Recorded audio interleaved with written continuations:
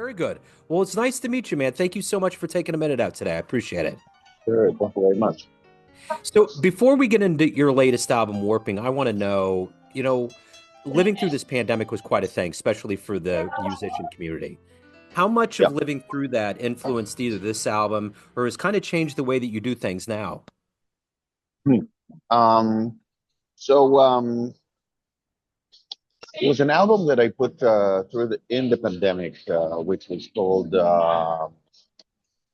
Sketches of Monk, Yeah. and this was devoted to Thelonious Monk and his new aspects and perspectives on his compositions. And I felt that the pandemic altogether actually affected me pretty well. I must say, because I think many musicians say that, but it made me really focus regarding the creativity and really introspect with myself regarding creative processes. And I feel that you know, you know, if I may say, I'm also like a bit obsessive myself, and I felt that the fact that the world became like all obsessed kind of made me feel at home with the world. Yeah. Well, the approach to this album was quite unique. Talk to me a little bit about your vision and how you feel about the final product. Appreciate that. Um, Warping, in a sense, for me is a little bit of combination of how I look at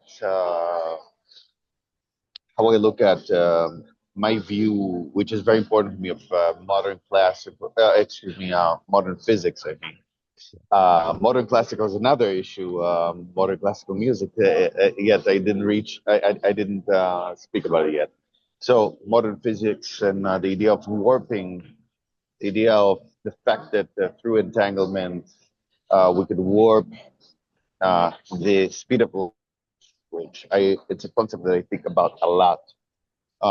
If speed of light is in fact a confine in communication, or is it, in a sense, questioning the reality as we know it, the local reality as we know it, which is subject that is talked about a lot. Yet, I feel that musically, I feel it is not discussed a lot, and the idea of warping is something that I had for a long time in taking, I would say,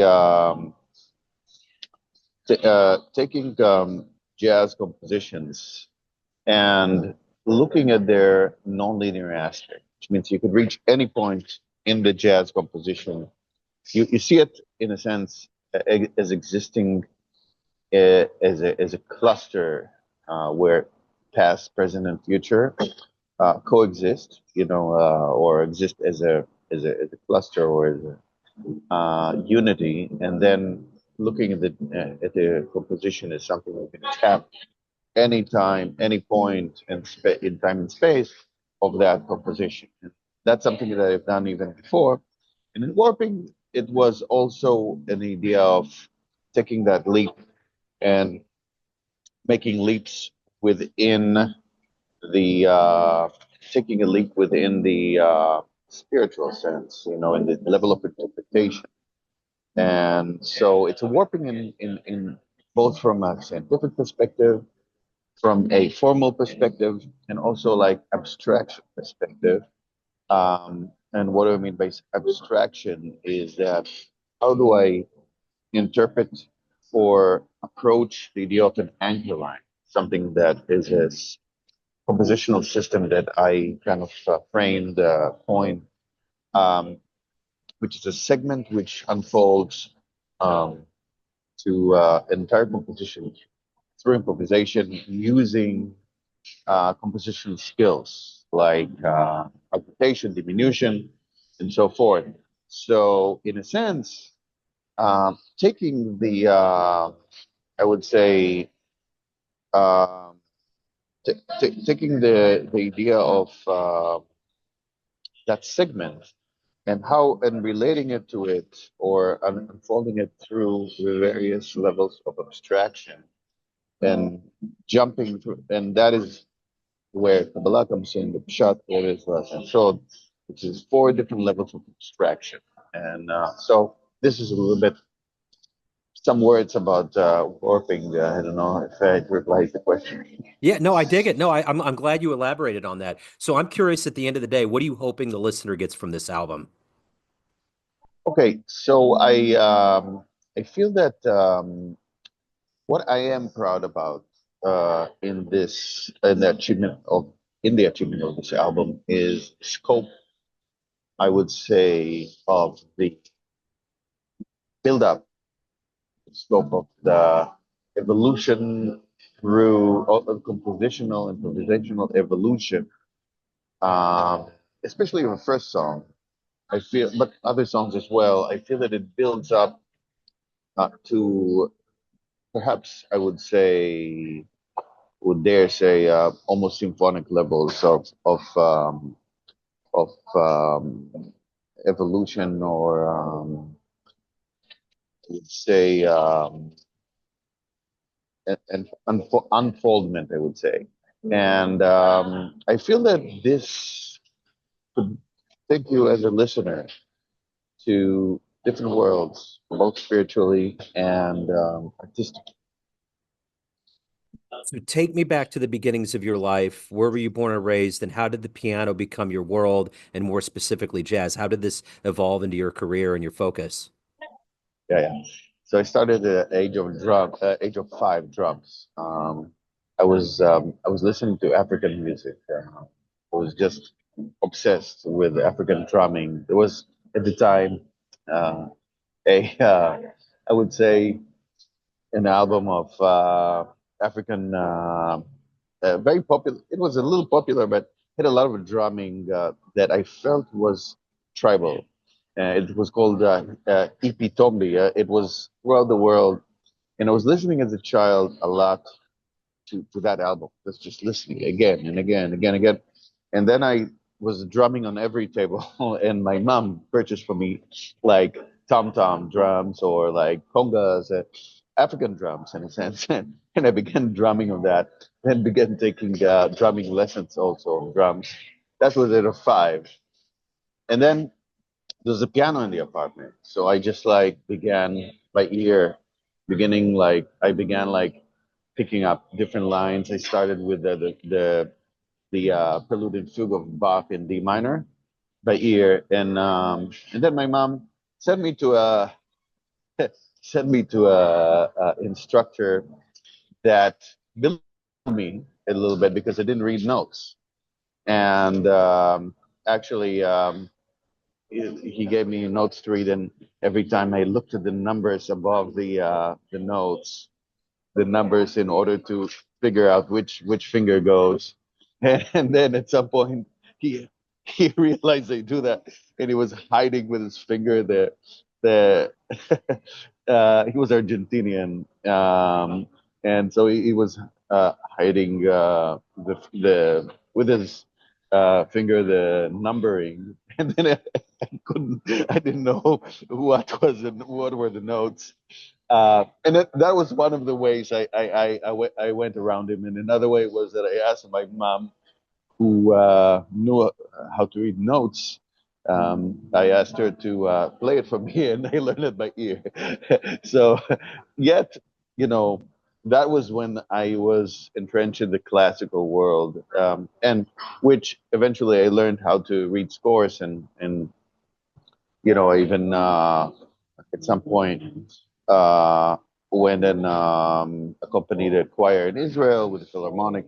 That was back when I lived in it, when I was in Israel, and then I went and studied. During the military bands, I served in military bands where I served as an arranger for all the military bands. I also did a first degree in classical piano, and then I went and did an NEC, New England Conservatory of Music in Boston, both masters and doctorate in music composition and third stream. And so in a sense, I feel that I have a very uh, strong connection from the beginning with the idea of uh, the of um, I would say, connection to the auditory sound of music, listening to it through the ear, So hearing it. talk to me a little bit about early influences. Who were some people? Maybe what was one of the first live jazz shows you ever saw? So that's a very interesting thing that jazz, um, I would say that the first influences were things that were in jazzy, which means Israeli people that were their sound was jazzy, using roads, using using some kind of chords that are jazzy. Yet it wasn't really jazz, and I feel that the jazz I started at the age of 17. I discovered it. It was a guy in Haifa that sat me down and showed me all the standards. He was a bassist, um, and we just like ran around all the standards. And before I went and I studied that before I went to the military in Tel Aviv and even in Boston, I felt that that gave me some kind of a framework as far as like jazz and kind of like exposing myself to that framework. And so I do feel that jazz in itself provides further tools. I listened to a lot of Stevie Wonder before even 17, and yet I feel that being exposed to like jazz greats like Herbie Hancock, and all the Miles, of course. Especially one of my biggest influences, Miles Davis in 1969. I listened to it over and over again. Uh, Especially Chick Corea there and Jack DeJohnette. Both of them. Jack DeJohnette, I've known through the years, been supportive, and Herbie also. Chick Corea also. You know, he when he was alive, he gave me he said very kind things about the music, which could be seen also in the album when in the YouTube link. And also Herbie recently listened to this album and he said it's very impressive. So I'm for me it's a huge compliment when it's coming from Herbie. Yeah. That was recently. I felt someone who's done so much listens towards my music and is impressed. You know, for me it's a compliment. I don't Yeah. know. Oh, for sure. For sure. So, what do you like the best about being a professional musician? What gets you up every day? What allows you to continue to create? You know what? I must say, one of the things that I learned from Herbie Hancock uh, was I'm in touch with him through the years. Yet there was a time, like I think it was several years back when I talked with him on the phone, and I nailed him to the wall, and I said, Herbie, I want you to give me like one advice that you would that would come from like what would be the best advice you could give me, or like kind of instruction or a path of a way, path of a road that he would could give me. And he said, from his experience, no matter what your worst critics say, that I do and do, like I keep doing and keep doing, do. And I realized that he is using that already for years. If you look at albums like Sunlight, where I think was heavily criticized by people that expected him to keep doing the bebop with Miles, and then he's doing funk and all that, and tries to sing like Stevie. I felt, and then he kept doing it, and he kept doing and doing, and I realized that for me, every time, and that replies your question. Every time I feel, let's say, if there is a word that I don't win, if there is a post that I put that doesn't get a lot of support, if there is like it's a bad day, and so I use this almost as like organic garbage to put in the fuel, and I get further energy to do and do and do. Yeah. Yeah. Well, We'll learn from it. yeah, for sure. Well, speaking of elders, you've played with some heavy people, played with a lot of veterans. What have you learned from the legends and luminaries that have helped you on Hmm. your music journey? Yeah, this is from each one. I feel I got different thing. I feel with Stevie, although I know all his people, I know him personally, and I got to hang out with him, and I feel that hanging out with him, Stevie Wonder, of course. So one of the things that was very conducive and a learning experience was actually surprisingly through the silence, where you just sit with him and see how that spiritually I feel that when you're with someone, you feel his channels, you feel his way of channeling light through the world. And by the way, this is my I would say goal through music is channeling light force of God through music. That's how I connect with the Kabbalistic element meditation, and I feel that music for me is has this type of mission, and I feel that being with him, I kind of like learned through the silence. I listened in a sense and looked and observed and tuned in the way that he is channeling, Yeah. and I feel how he's channeling the music and that light in the music, which is a very genius way. And that's with him. Other people in different ways, like let's say Roy Ayers, that I made an album with him.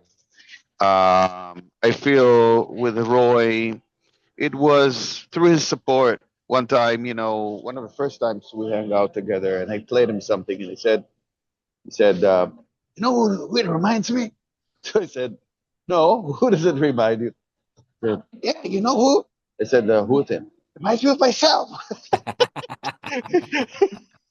And he told me some like really funky stories about Miles Davis and how Miles, and again, it reinforces the fact that sometimes you take from people that are great, not the convention, not the things you expect. He Yep. told me about Miles, that he was hanging out with Miles, and suddenly Miles said, "Okay," and he just punched him in the stomach when he wasn't ready.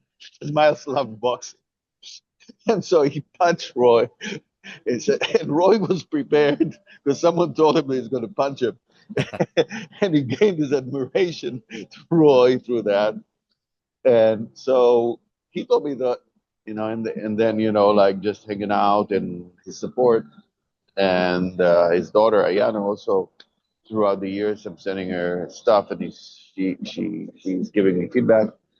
Um, Cindy Blackman, that now is already, I know her even before she was married to Carlos, and Carlos Santana, that I also got to hang out with him. And at some point, well, I recorded with her, and I did some even like I would say like a production that both of them participated in, um, for like supplement or something that they used. And I'm not gonna give uh, details about that, but um, it was about the pandemic. But I would say that with her, yeah, it's also been like long time of support, and I would say like encouragement, and work together as well. One of the recent stuff we did together was was with Victor Wooten and produced by Grammy-winning Cage and Lonnie Park.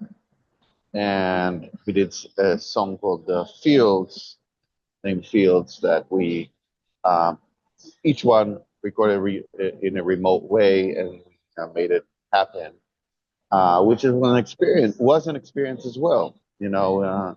Especially to see how people work and excuse me, how people work and how they carry out their creativity. Yeah. And Yeah. So let me ask you this. Everyone has a perception of you, family, friends, fans, but you run the show. What's your perception of you? Who do you think you are? I would say first word that comes to mind is the spiritual element of music. Is that I feel that the spirituality and the channeling of the music is extremely important for me. It's I would say that I grew up in a family that, although gave me food to eat and and the shelter, but meaning like a roof that there won't be rain, which is important, and I don't take it for granted. Yet they did not really give me the nutrition of the spiritual nutrition, the creative, the jazz, and all that. They don't give me, and in a sense, even till today, I feel lack of support from the family. My the brother of my mom, and his daughters don't even come towards my show when I'm in Israel. And I learned to somehow believe myself and increase that belief through meditation and connecting to higher levels of divinity and abstraction through the Kabbalah, and then channeling it through music, and somehow do away with people that have just lack of belief in me and what I do. And then there's the jazz, the creative element that I just like.